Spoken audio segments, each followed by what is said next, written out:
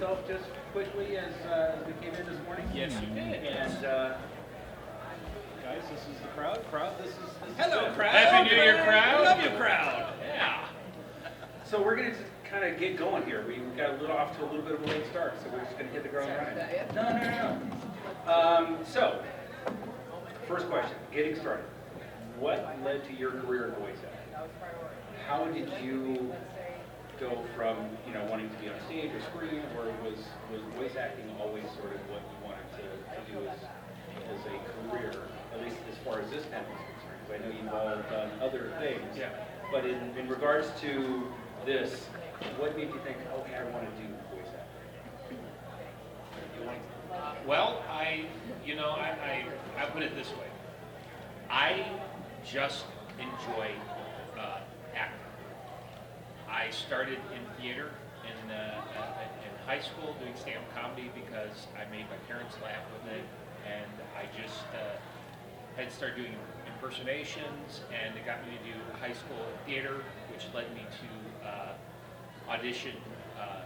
I got a partial scholarship to my community college, which led to a full scholarship at University of South Carolina. I studied theater, I took classes, did plays, and I just loved it. And eventually I moved out to Los Angeles, summer of 2004, and I started up, having kind of start over again, but doing student film, taking improv classes, doing casting director workshops. I did just the gamut of things, but I went to when I got the audition for Red Dead Redemption. I didn't even know what I was auditioning for, to be honest. I was just, any audition is an opportunity for an actor to act. And so I went there. I was coming from another gig I had booked, and I gave them what they wanted, and it was a great experience. And from that, I've done more voiceover specific work, and it's a lot of fun. I would just say, for me, I personally don't categorize, even though the industry will do it. To me, it's just all acting. Work is work. And I exactly, and I love every aspect. Penny, how did you get introduced into the world of voice acting? I kind of went the same route as him. I went to school for drama, and I was doing acting. And I kind of wound up doing voiceover stuff for things like Armani and Moroccan Oil. So it was all like, hello, welcome. Put this in your hair.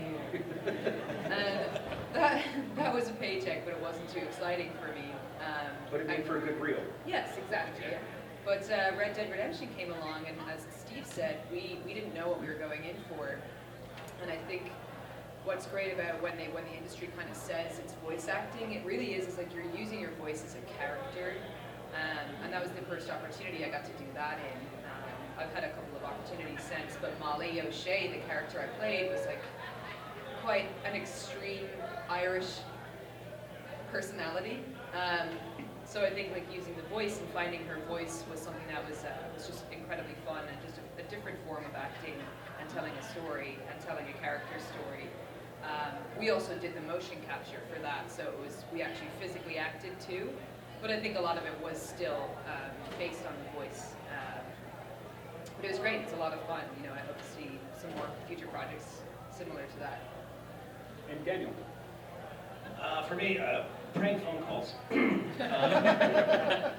Yeah, I've always used my voice, I guess, to my advantage ever since I was a little kid, and I fell into acting and theater. My major in college was musical theater, and I dropped out of that and said, I'm gonna work on film. I really love film, and from there, I was a struggling actor in the Baltimore, D.C. area for most of my life. And decided, what, I'm gonna buy the Quick Stop. So I got one of my friends and we went to Blockbuster, say, what was the movie that we didn't see at Blockbuster? And it happened to be Ninjas vs. Zombies. So I ended up producing my first movie, Ninjas vs. Zombies, so that I could act in it. And so I started producing my own film so that I could facilitate that. And nine films later, I said, I love voices, I love cartoon characters. I'm always doing them. I sound like a cartoon character. So I started hopping around Transformer conventions because I'm a huge Transformers fan. And eventually I got a role in Transformers the game and started convention hopping and meeting amazing people like these folks here, and said, this is what I want to do.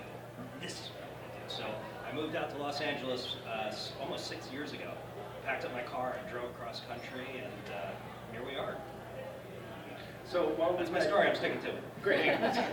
So, and so you're the voice of many things, including the Lucky Charms Leprechaun. Some voices that have been acted by people before you and hopefully not after you, right? That's right. It's not mine forever. How do you take known characters and make them your own? What's your twist on a Starscream or the Lucky Charms? I'll give you an example with Starscream, actually. So when I had auditioned for this amazing property, I was so smitten with Transformers, I created a comic book to send to Michael Bay and Steven Spielberg, like, please let me audition. And I did. I got an audition, which was incredible because I was in a market that was not LA, not New York, and had my opportunity. I didn't get it. But then Activision called me and said, hey, we want you to try out for Starscream and a few other characters. And my response was, I think I'm quoting myself exactly. So we figured out a voice. They wanted something really demonic that would scare the kids.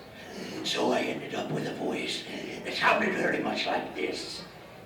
I get to my session, and they said, we just want a light British accent. I said, so what you're telling me is you want Starscream to sound like this? They're like, perfect! And my inner fan, of course, went, no! Why? And I said, I have to say something. Please don't fire me. Can we do something else? They're like, yeah, sure. What do you got? And I'm like, Decepticons. This is Starscream. Yeah, that's it. All right, there we go. So in terms of picking up the reins from the amazing Chris Latta from G.I. Joe and Transformers, Decepticons, retreat! Yeah. I went with something completely different, and that's kind of what stuck. So I had some creative input, but it wasn't mine to begin with. It was just, here, let's do this on the spot. When it comes to an existing character like Donald Duck, you just want to do the character justice. You want to offer as much respect as possible, do your research. I can't tell you how many late nights I've been up watching the old Clarence Nash cartoons and practicing and looking for little tidbits that I can bring into the current iteration. But over time, you get comfortable with the character and they become a part of you. So yeah, he's a part of me. So Steve, you were on my favorite television program of all time, Deadwood. Oh my goodness. And I would love to hear just like one quick anecdote about Deadwood, if you don't mind. And then we'll open it up to the folks here. But it is go. Deadwood was filmed out in Santa Clarita on the Melody Ranch. And I was played one of Gerald McCraney's henchmen in the third season. I'll say this. I mean, most of my stuff got cut or whatever, like last thing, but I would say this. I had never been on whether television or film set. I had never been on a set in my life where that set is just legendary. And they've used it for other shows. They've used it, but when you're there, you are transported back in time. Every interior, because you look at the town and it's like all exterior, but they also shoot in the interior. It's basically like a recreated town that they use, bow shots, and the craft services are they'll put either put a tent or they'll just put it inside one of the buildings that they're not using. So you're just surrounded in costume all the time, and it was just, I had never seen anything and all the stars of the show were just great, and everything was just so immersive. and I think that it really, it's as a performer, that set just seasons you. It just sets. It's like sometimes they say, sometimes an actor will get into character when if they're more of a boisterous character and they've got a particular outfit, and so it's like, well, never rely too much on the outfit. Let me you. But sometimes you get that coat, like Danny DeVito when he did Batman Returns in '92, and he said once he put that coat on, he felt Penguin, and they made him an extra coat so he could just take home. But for me, it was just being on that set, and to be honest, I think there were times when I used that, back in 2009 when we started production. I started my work on the original Red Dead Redemption, where I used my thought process of being on the Deadwood set, Melody Ranch, and just like, so you're in a motion capture or performance capture volume, and you can't physically, you have to imagine it, and it's like I can, and just remember walking down the streets of the Melody Ranch property, and yeah, it was just immersive. That would be the one thing I could say about my experience there. It was just, I've never been on a set that was just that awesome. So we've got, I'm sure you guys have questions, so let's get to them. I just want to add one thing, really super quick. So I made a New Year's resolution that I was going to play more video games, and I just happened to be like, Red Dead Redemption 2, and now here we are. How cool is that? Yeah, so I have to say that I am never going to leave chapter 2. That's where I am right now. You can get to chapter 3, but I'd really stay there. No, I don't want anyone coughing I'm on still me. in 2. I'm happy just riding around town on the horse and just exploring, and I got it spoiled. Being attacked by wolves. And, Yeah. It's all good. All fun. All good. Did you know? Okay, so chapter 2 is Horseshoe Overlook. Mhm. And so you can just, and this is not a spoiler, but if you are 100% completist and you do all this side stuff, you can actually finish more than half of the game while you're in chapter 2. If you didn't know that. I've done it. And so, Spoilers. and no. I'm not giving them the plot. I'm just saying both Ben Davis and I have done that. We have played more than half the game, finished Got it. it. Anyway, First question. For upcoming new voice-over artists, how would you say is the more common or easier way to find auditions?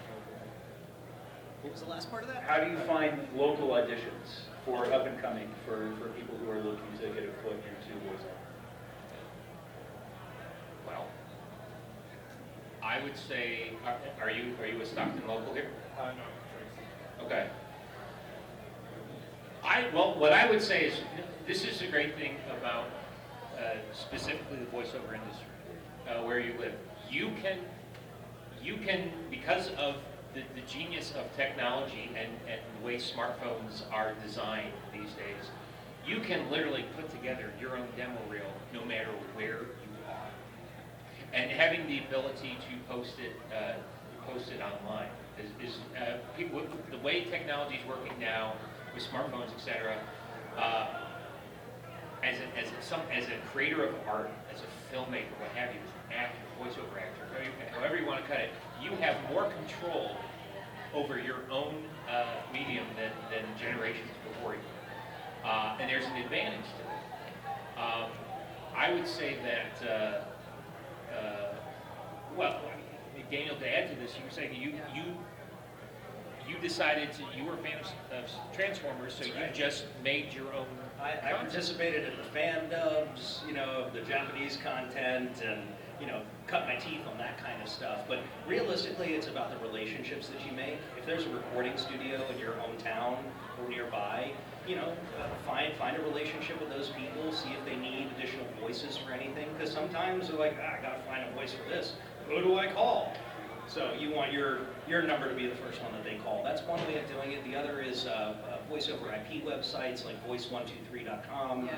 Usually they'll offer a package where you have to pay to have access to certain auditions. It's a pay-to-play kind of thing. But when you're first getting started, I look at that as an opportunity simply to practice. Regardless of whether you get the jobs or not, this is an opportunity for you to practice and learn about yourself. When I teach workshops about voiceover, that's all I teach is you got to learn what your instrument is so you know exactly how to market it. So, you know, if you've got a wacky voice like this, you're probably not going to be doing Lexus commercials, you know? You got to know exactly what to target and go after. So learning what your capabilities are, networking, paying to play a little bit, I would say that would be the first jaunt into that world. How about Fiverr, something like that, where no? Okay. I mean, Asked and answered. I think you know, Fiverr offers a very specific thing, and it's a good service. But when it comes to voiceover, I think if you are endeavoring to do that as a vocation, then it's not really worth your while to undercut your own value. Sure. Any other questions? With regards to established characters that have been around for years or decades, although sometimes the voice actor will mimic the voice exactly, and at other times it will be slightly different or off. Yeah. And when it's different or off, it just bugs me a lot. How much of that is the studio or whoever directing you and telling you to do it differently?